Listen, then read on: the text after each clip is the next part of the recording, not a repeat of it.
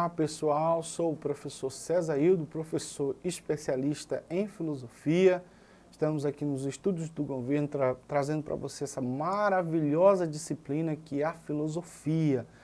A filosofia é uma disciplina importantíssima, principalmente na área das humanas, pois ela trabalha todas as estruturas, todas as ciências têm que passar pela filosofia. A filosofia é um modo de pensar, é um despertar, uma nova forma de pensar, fora da cachola da religião. Tá? E aí a aula que a gente vai estar trabalhando é a aula 21, tá?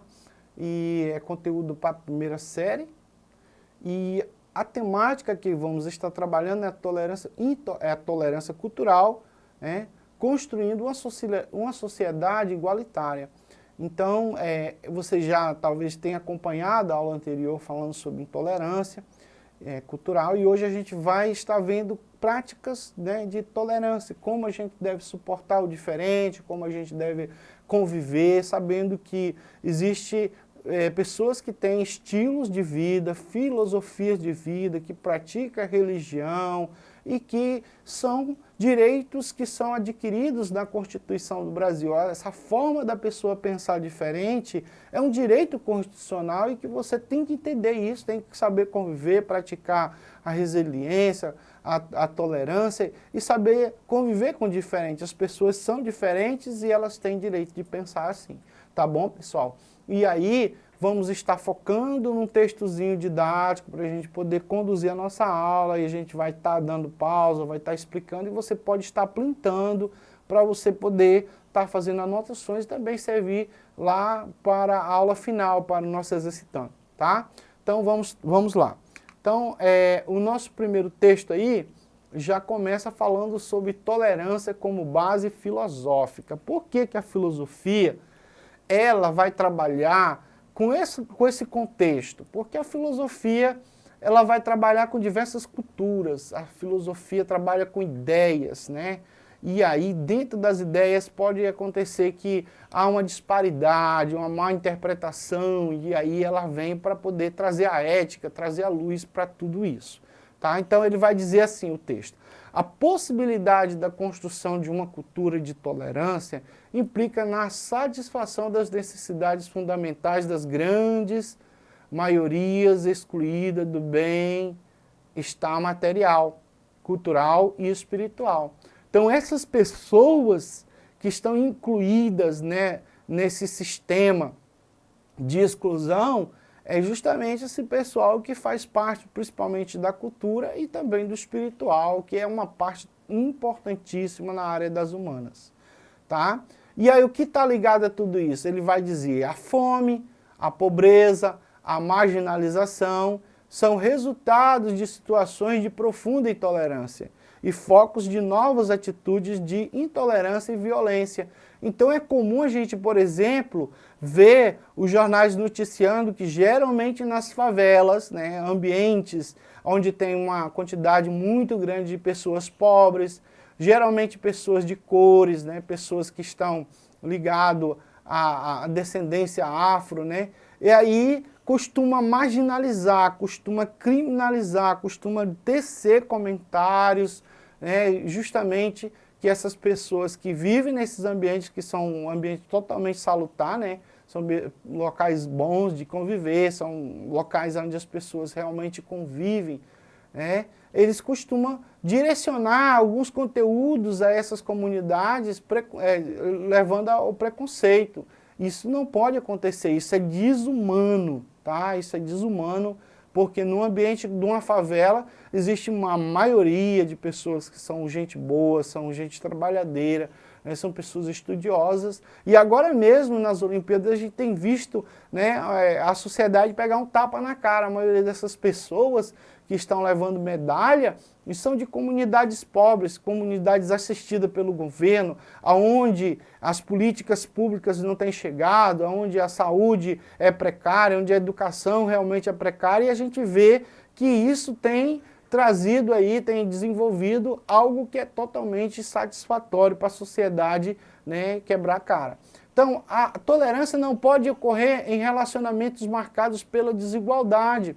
Então, um país que nem o nosso, que é estratificado, onde existe quantidades de pessoas super bilionárias, outras milionárias, outras que são consideradas como classe média, mas também tem uma grande quantidade de pessoas que estão vivendo em uma extrema miséria, né, subemprego, e aí não pode acontecer um negócio desse, certo? A desigualdade social no nosso Brasil ela é muito acentuada, é muito grande, né? E aí acontece justamente a criminalização. Então o texto vai dizer, onde ocorre a dominação e a opressão entre indivíduos e grupos, há sim a intolerância, né? A pessoa não quer estar perto, criminaliza, e aí isso aí é algo triste. O Brasil é campeão nisso. Tá bom, pessoal? Vamos prosseguir. Em síntese, né, nós temos aí a contextualização por que no Brasil acontece muita intolerância. Aí ele vai dizer, os intelectuais da América Latina, na década de 20, construíram decisivamente para uma nova concepção de intolerância em relação àquelas construídas na Idade Moderna Europeia. Trataram de dar à tolerância um sentido concebido a partir das culturas dos povos latino-americanos e caribenhos, cientes e conscientes da exploração e da marginalização sofrida nos últimos 500 anos de sua história e também da riqueza e de sua diversidade cultural, e assim comprometer o conceito de tolerância com respeito à diversidade implícita no mundo contemporâneo e, ao mesmo tempo, consciente do direito fundamental de cada povo e sua identidade, livre de formas de dominação econômica, ideológica que o excluía, né, de sua vida material e cultural digna. Então nós temos aí a contextualização, né, de exploração, de marginalização, principalmente dos povos que foram escravizados, sendo eles habitantes aqui do continente, sendo eles já morando aqui, foram explorados, escravizados, né, e marginalizados, de certa forma até hoje, comunidades inteiras de índios, né, índios não, na verdade nativos, têm procurado os seus direitos junto à FUNAI. E outras mais comunidades quilombolas que têm lutado pela sua identidade étnica, né?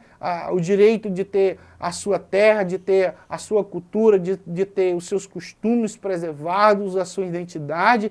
E isso aí é uma luta de gigante, né? Porque são pequenas comunidades, são minorias lutando contra um sistema esmagador que tem, ao longo da história, tentado apagar, subjugar, né?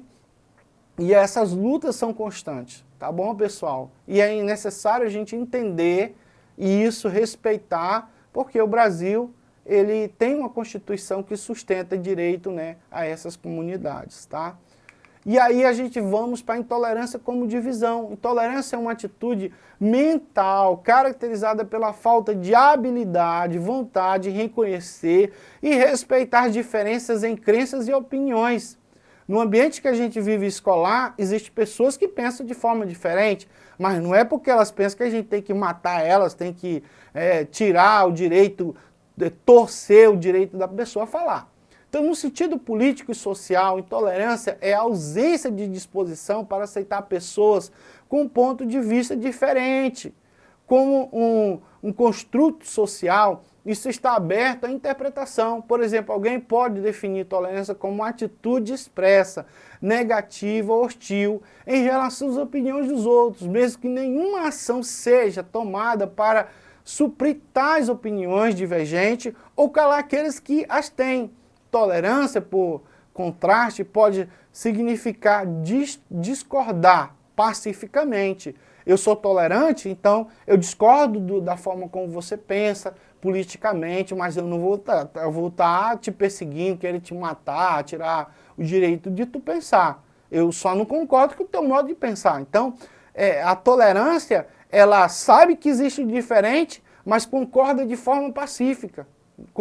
Discorda de forma pacífica. Então, a emoção é um fator primário que diferencia intolerância de discordância respeitosa, né? Existem pessoas que pensam Tem milhares que escrevem livro, que escrevem novela, que escrevem documentários. Estão aí milhares dispostas no YouTube, mas nem por isso a gente vai estar lá, né, batendo, né, ainda mais agora que existe uma polarização do lado da política, né, que aí as pessoas estão chamando aí de minhos, de coisos, né, de boi, e aí é um preconceito muito grande da pessoa pensar diferente, né? Outros apoiam a direita, outros a esquerda, e aí a gente não pode entrar nessa balela, tá bom?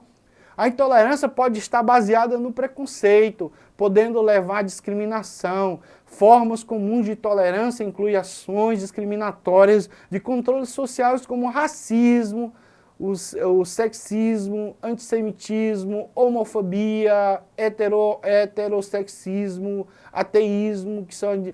Existem várias coisas ligadas a isso, né? Vários crimes, intolerância religiosa também é crime, intolerância política também não é aceito, é antiético, é imoral, as pessoas têm o direito de pensar, pessoal. Então vamos ser sensatos em tudo isso que a gente pensa, seja ela ligado à homossexualidade, as pessoas têm direito de escolher o seu sexo, a sua forma de ter prazer.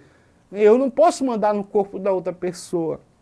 A pessoa tem direito de ser de cor, se ela se identificar, tem direito de ser indígena, se ela se identificar com a cultura, tem direito de ser negro, tem direito de ser pardo, ela tem direito de ser branco, então as pessoas têm direito de se identificar com aquilo que acredita, né, e que se sente bem. Tá bom, pessoal? Então vamos lá, o etnocentrismo e o relativismo cultural. As palavras etnocentrismo contêm os radicais etno, derivado da etnia, que significa, por sua vez, semelhança de hábitos, costumes e cultura. E centrismo, que é a posição que coloca algo no centro, como referência central a tudo que está à sua volta. A visão etnocêntrica é aquela que vê o mundo com base em suas próprias culturas, né, desconsiderando as outras culturas ou considerando a sua como superior às demais. Aí temos aí vários exemplos, tá, de etnocentrismo, racismo, xenofobia, intolerância religiosa, relativismo cultural, tá, pessoal? Então o nosso exercitando está aí. Entendida como direito e trabalhada no plano da cultura, a diversidade tem a sua potencialidade de desenvolver sociedades mais compreensivas e menos xenofóbicas, abrindo espaço para o crescimento cultural coletivo e para aprofundamento da experiência democrática. Está nas linhas 17 e 19, né, da pesquisa que a gente fez. As orações sublinhadas expressam respectivamente as ideias de modo e causa, finalidade e condição, consequência e modo, e condição e consequência. Então a nossa questão certa, né, nessas linhas aí, nessas entrelinhas que dá de entender, é condição e consequência. Tá bom, pessoal? Então, respondido aí o nosso exercitando, ligado ao nosso texto, professor César fica aqui, muito obrigado, acesse a plataforma Eduque e também vá lá no YouTube, EB Aulas EAD, está lá todo o conteúdo já gravado, os planos de aula, e você pode estar assistindo, compartilhando, tá? Espero que você tenha gostado, dê um like lá nas nossas aulas, muito obrigado, tchau.